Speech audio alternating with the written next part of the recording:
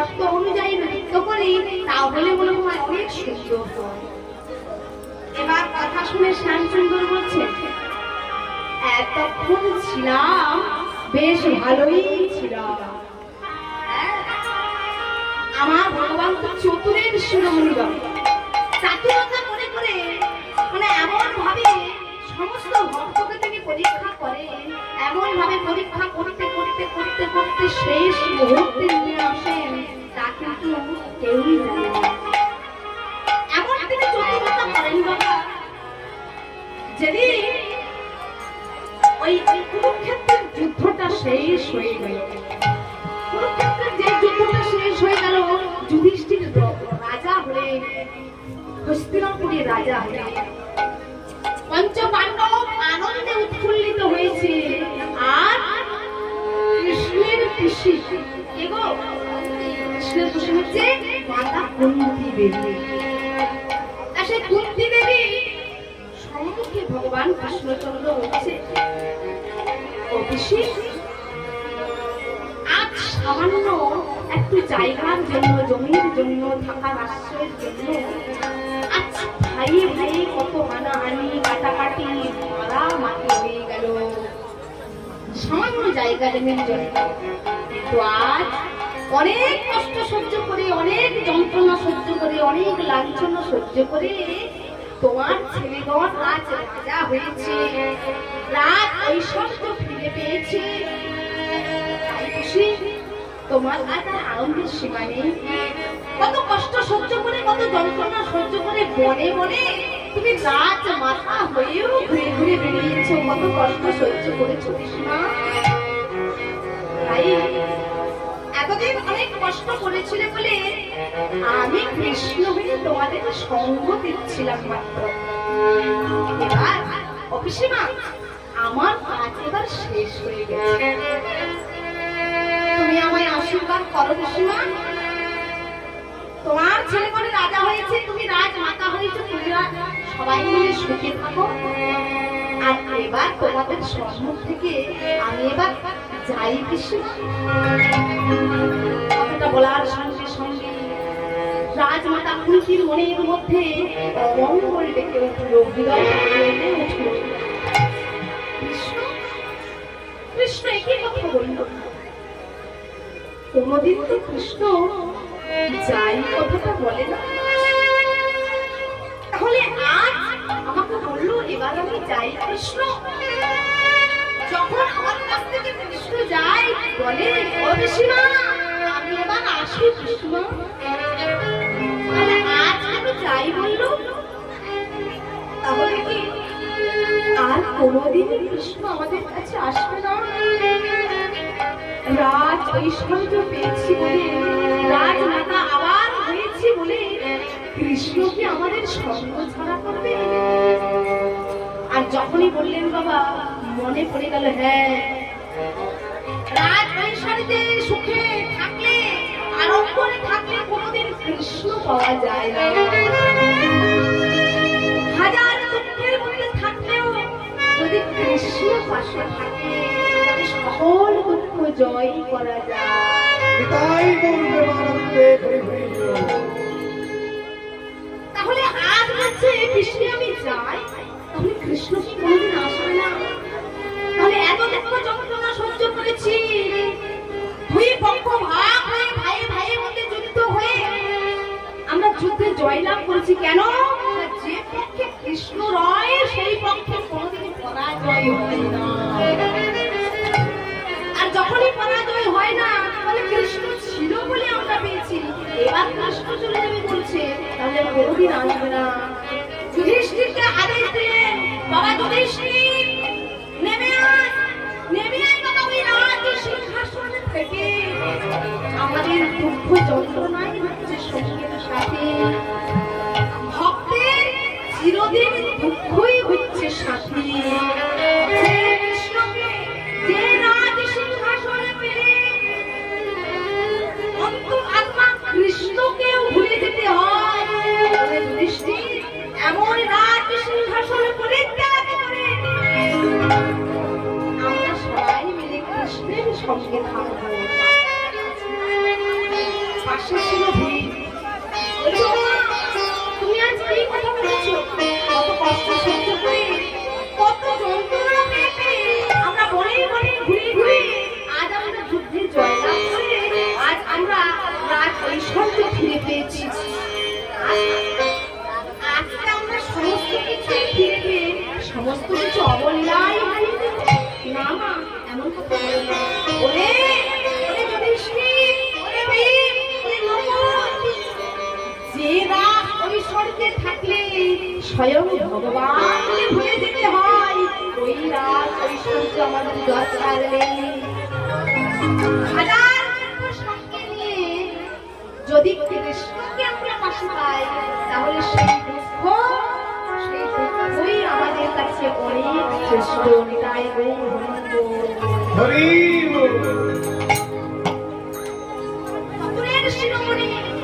চাকরি করে আজকে মনে মনে বলছে এতক্ষণ খুব ভালোই ছিল, খুব ভালো ছিল, সবার সঙ্গে ব্যবসা করেছিলাম, কে ভালো লেগেছিল কে খারাপ লেগেছিল কেউই ধরতে পেরেছিল না।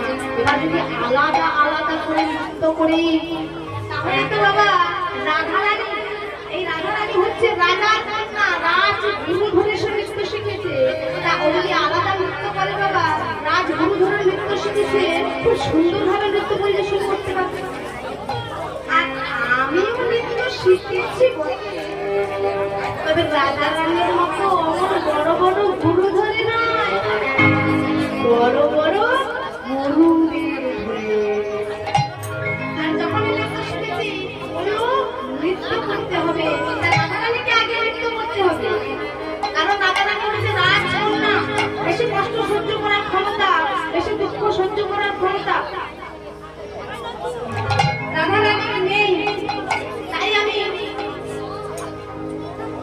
এমন ভাবে সারারাত ধরে নৃত্য করবো, রাধারানী আগে নৃত্য করে নেওয়ার পরে আমি তোমাদের সবাকার মন ভুলিয়ে দেব, তোমাদের চিন্তার কোনো কারণ নেই। চাঁদ বাগানে নাচো তো দেখি, টাকা থইয়া থইয়া কিরকিটি লাগছি না বাজে, টাকা থইয়া থইয়া কিরকিটি লাগছি না বাজে, কিরকিটি লাগছি না বাজে, কিরকিটি লাগছি না বাজে, কিরকিটি লাগছি না বাজে, কিরকিটি লাগছি না বাজে, কিরকিটি কিরকিটি কিরকিটি কিরকিটি লাগছি না বাজে, ঝা ঝা। ও রাইমণি, তুমি নৃত্য করবে, কিন্তু একটা শর্ত হচ্ছে তোমার ভূষণের ধ্বনি হবে না, না হবে ভূষণের ধ্বনি, না নড়িবে চির, দ্রুতগতি চরণে না বাজিবে মঞ্জিল। দ্রুতগতি চরণে না বাজিবে মঞ্জিল শর্ত আরোপ করে দিলেন, কৃষকের সম্পূর্ণ তালে বাজাইব মাসি, ধনুকের মাঝে নাচে বুঝিব প্রেয়সী। আর যখন এই শর্ত আরোপ করে দিলেন, রাধারানী আমার সকল শর্তকে মাথায় শিরোধার্য করে গোপীগণ দাঁড়িয়ে আছেন, একপাশে শ্যাম সুন্দর দাঁড়িয়ে আছেন। রাধারানী আমার নৃত্য শুরু করলেন, শ্যাম সুন্দর দেওয়া সমস্ত কিছু আদেশ অনুযায়ী। সবাই মিলে আপনারা দর্শন করুন, হৃদয় মধ্যে রাধা কৃষ্ণের যুগল বসে সবাই মিলে আশীর্বাদ করবেন, দর্শন করুন ভগবানের সেই অপ্রাপ্ত লীলা, শ্রী শ্রী রাসলীলা, রসমাধুরী এবং শ্রীমতী রাধারানী কেমন ভাবে রাধা শ্যাম সুন্দরের ওই যে কথা মর্যাদা দিয়ে তিনি নৃত্য করলেন। নিতাই গৌর হরি হরি।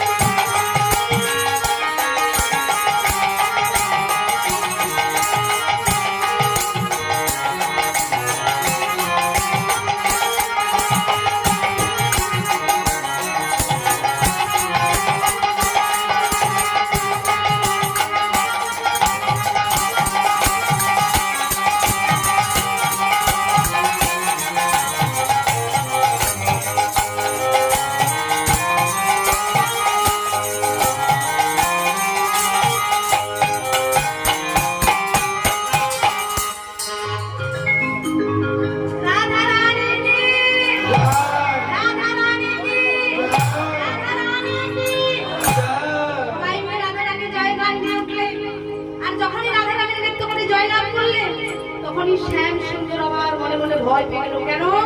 তিনি শর্ত আরোপ করেছিলেন যে রাধারানী যদি নৃত্য পারে আর যদি জিতে যায় তাহলে মুরলি আমি তোমাদের হাতে তুলে দেব। আর যখনই হয়ে গেল বাবা, এবার কিন্তু শ্যাম সুন্দরের ভয় এসে গেল। মুরলি আমাকে দিয়ে দিতে হবে, সুন্দর করে নৃত্য করেছে না, মুরলি যদি দিয়ে দিই বাঁশিটাই হচ্ছে যমুনার উজান, বাঁশিটাই রাধা নাম বলে ডাকবি, আর মুরলি যদি দিয়ে দিই তাহলে কেমন ভাবে হবে? আর সমস্ত ব্রজগোপিনীদের দিকে কটাক্ষ দৃষ্টিতে ভগবান আমার দর্শন করেছে আর নিজের মুরলিকে মুক্তি রেখেছে। কেমন ভাবে? নাগরে তেরে তেরে হরয়ে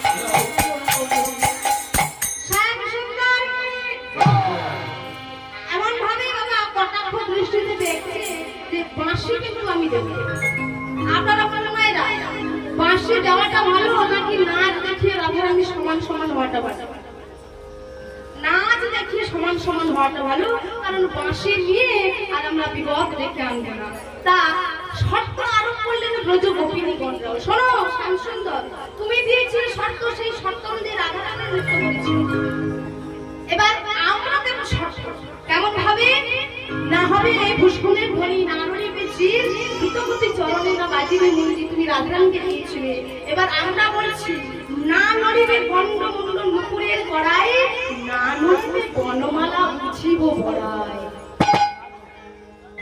তোমার গন্ড মরবে না আর নন্দ কিন্তু মরবে না, এমন ভাবে নৃত্য করবে। আর উদ্ভট্ট তালি যদি হারু বনমালী চূড়াবাসী দেব করতালি হেরে যাও যদি তুমি, তাহলে কিন্তু চূড়া আর বাঁশি এমন ভাবে কেড়ে নেব আর আমরা সবাই মিলে করতালি দেব। উদ্ভট্ট তালটা কি তালিও নয় বেতালিও নয়, সেইটাই হচ্ছে উদ্ভট্টতা।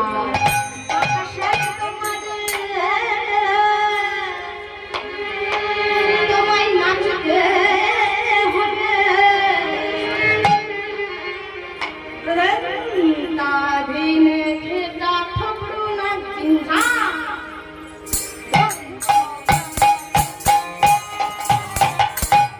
বাজে থবরু নাম সিংহা বাজে থবরু নাম সিংহা বাজে থবরু নাম সিংহা তোমায় নাচতে হবে রে তাহিলে ঠিকরা থবরু নাম সিংহা বাজে ঝা ঝা এবার রাধারানী নৃত্য করেছিলেন এবার শ্যাম সুন্দর নৃত্য করছে সকলে মিলে আপনারা দর্শন করুন নাচে তা থই নাচে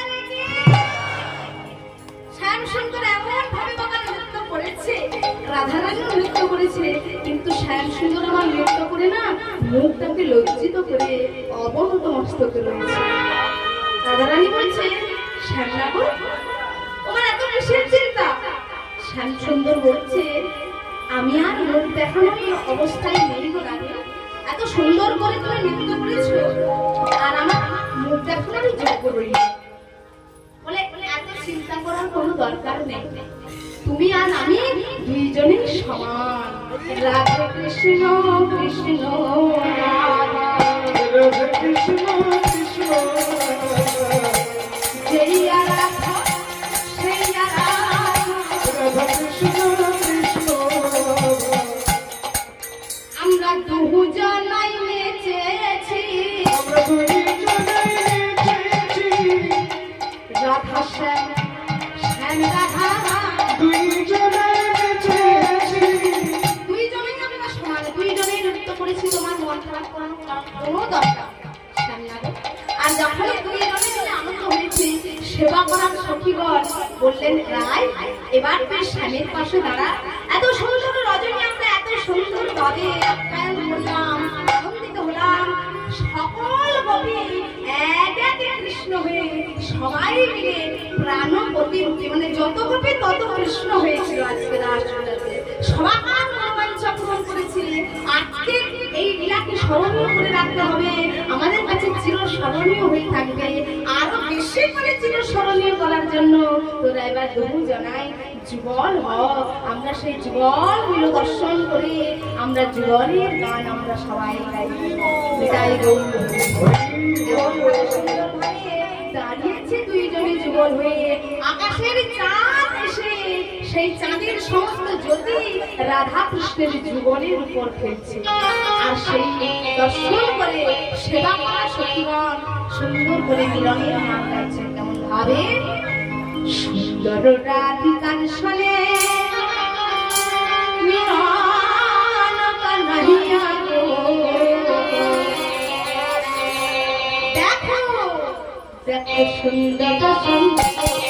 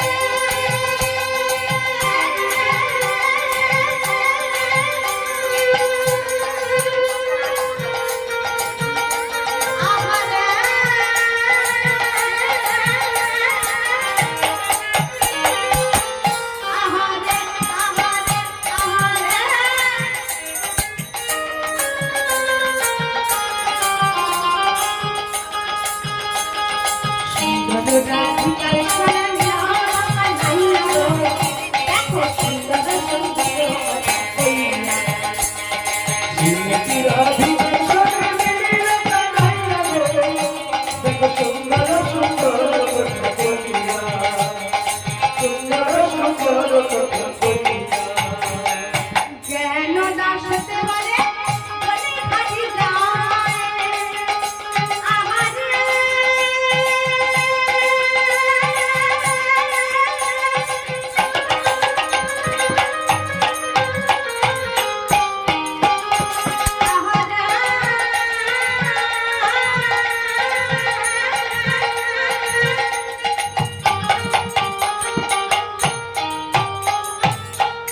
আহারে আহারে আহারে জ্ঞান দাসতে বলে বলে হারি যায় তারা শ্যামকে দিচ্ছে চন্দন রাজা রাই রঙে দিচ্ছে চন্দন শ্যামকে দিচ্ছে চন্দন রাই রঙে দিচ্ছে চন্দন ছিটাইয়া ছিটাইয়া রে দেখো সুন্দর সুন্দর শ্রীমতী রাধিকার সারা নাই গো, দেখো সুন্দর সুন্দর কথা কইয়া, দেখো সুন্দর সুন্দর কথা কইয়া। সুন্দর সুন্দর সুন্দর সুন্দর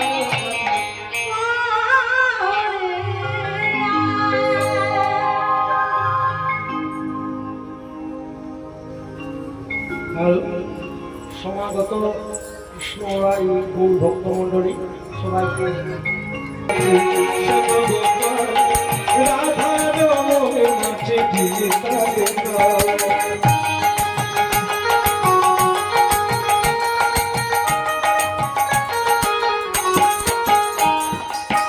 নাচিরে নাচিরে নন্দগুলো, নাচিরে নাচিরে নন্দগুলো,